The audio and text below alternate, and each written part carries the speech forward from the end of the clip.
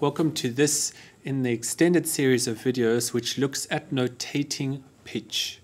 We've already learnt about what we call moving from one note to the next, like this, from C to C sharp, from a white note to a black note. That is called a semitone because it's such a small interval. If we were to go C to D, in other words, missing the black note, we would actually have something called a tone.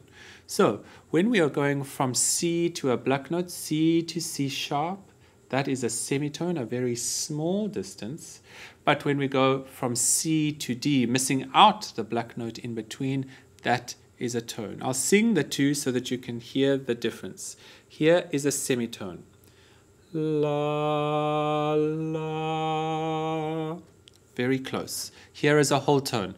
La, la. It's a little bit bigger. So those are tones and semitones.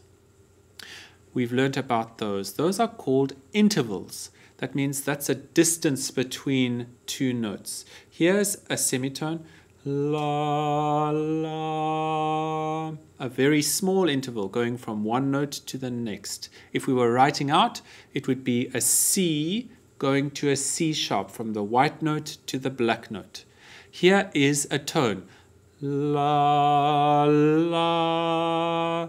That would be going from the C to the D, leaving out the C sharp in between. That is the distance between two notes. Now the name for that distance is an interval, the distance between two notes.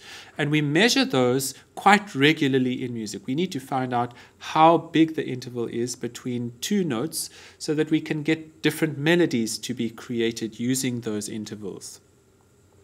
There are two types of intervals. The first is an harmonic interval.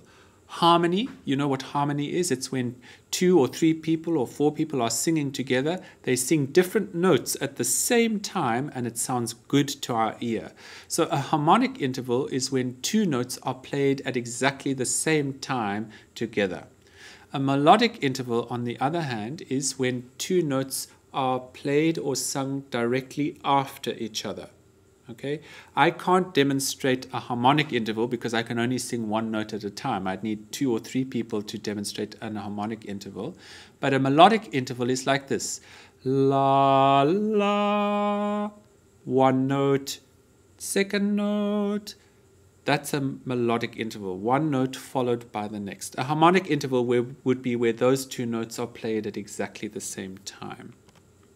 Now, I have two examples now for you that are written out so that you can see what a melodic interval looks like and what a harmonic interval looks like. The melodic interval is when one note is written directly after another.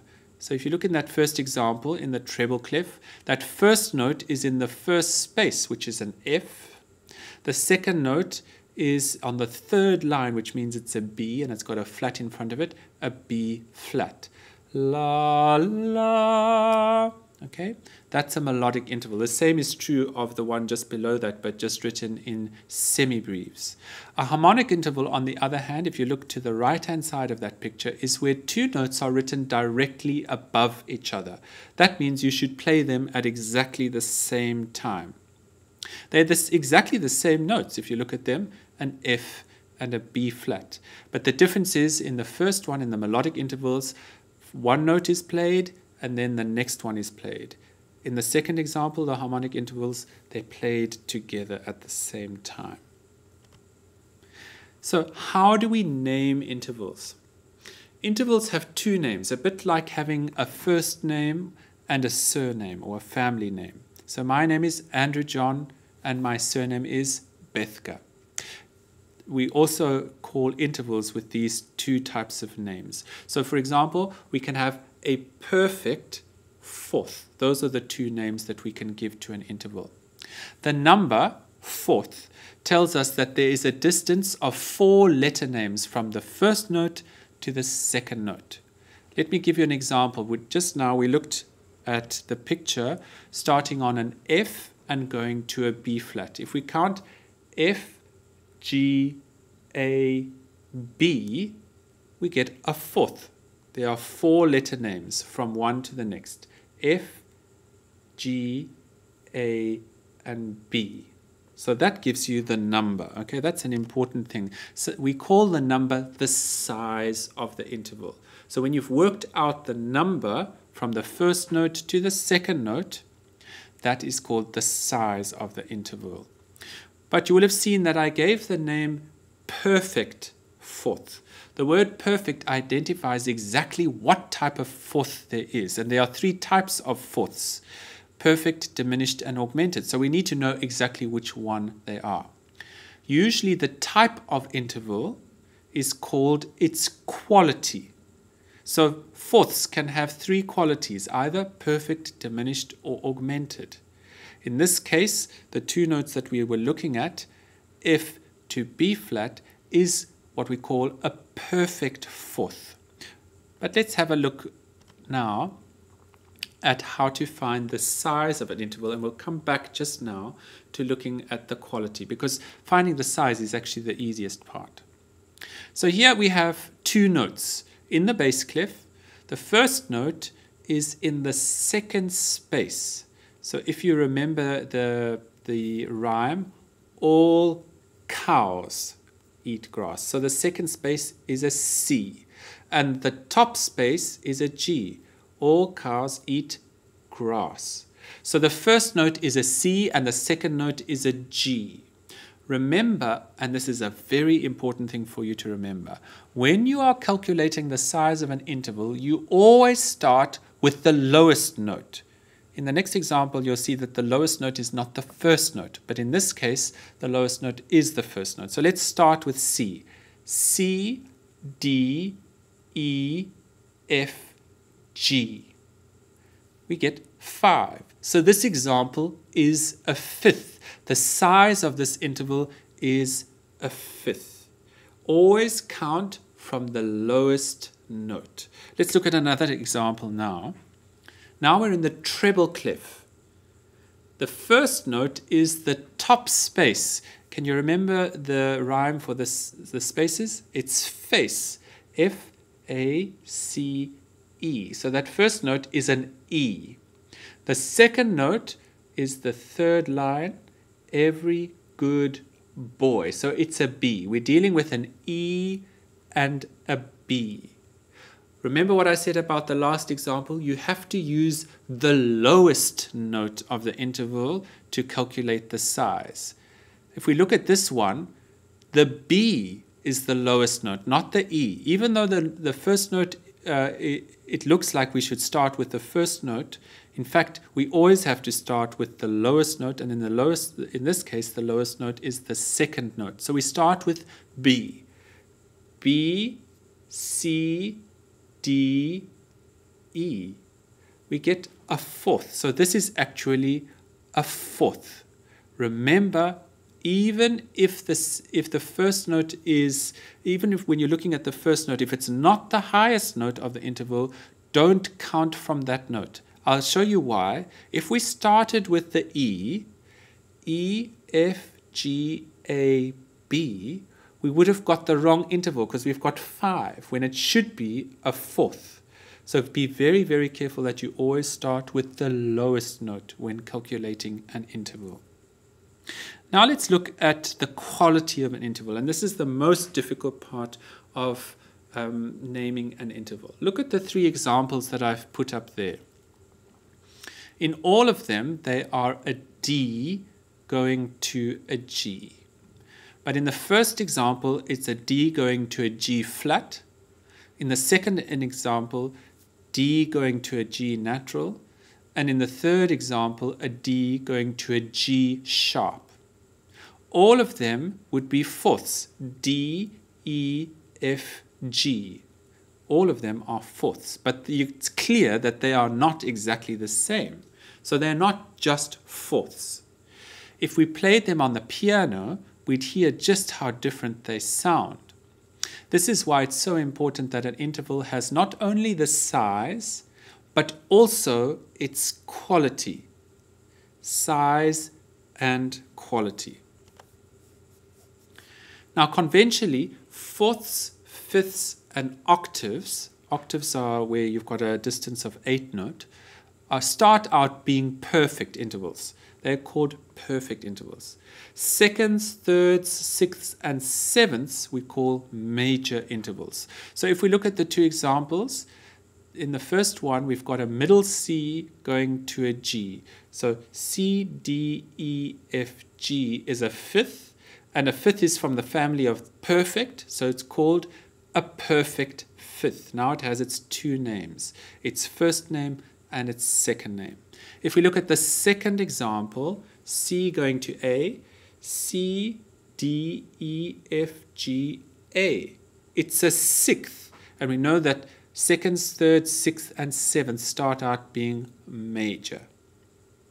Notice that when you are naming an interval, the quality comes first and then the size. So you don't say sixth major, fifth perfect. You say perfect fifth, major sixth. Even if you work out the size first, remember that the quality must come in when you write it out fully, must come first. All right. Now, perfect intervals can be made bigger or smaller, and so can major intervals. And I've provided two tables here to demonstrate how that works. Let's look at perfect intervals first. That's the top table. You'll see there that I've written out C to G, which is a perfect fifth. C, D, E, F, G. It's fifth, and it starts out being a perfect fifth. If we make it one semitone higher, that means if we take the G and we lift that G up to its closest black note, G sharp, if we've made it that little bit bigger, one semitone bigger, it becomes an augmented fifth. Augmented means making bigger. So we've made the fifth bigger.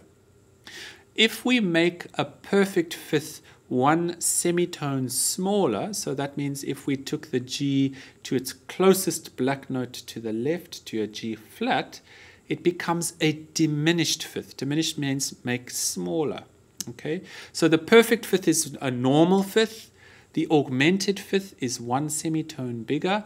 The diminished fifth is one semitone smaller. They're all fifths because they go from C to G. But the smallest version is diminished, the normal version is perfect, and the biggest version is augmented.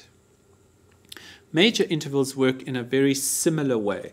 I've written out for you a major sixth in the second table. C going to E. C, D, E, F, G, A. Okay? So the normal sixth, a major sixth, can be made one semitone bigger.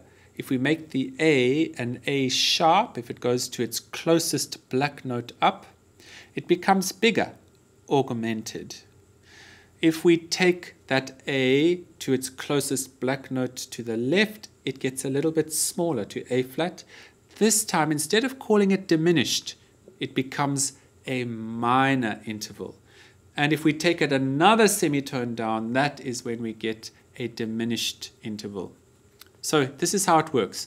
Perfect intervals, if you make them a semitone bigger, become augmented. If you make them a semitone smaller, they become diminished. Major intervals, if you make them a semitone bigger, become augmented. If they become a semitone smaller, they become minor. And if they become another semitone smaller, they become diminished. That's very important, okay? Perfect intervals can only be augmented or diminished. Major intervals can be augmented, minor, or diminished. Now, lucky for you, in this part of the course, the qualities that you will have to deal with are only perfect and major. So if you get an interval that is a fourth or a fifth or an octave, its quality is going to be perfect. So you don't need to worry about the quality at the moment. If it's a second or a third, a sixth or a seventh, it's going to be a major interval. Those are the only types of intervals that you are going to encounter at the moment.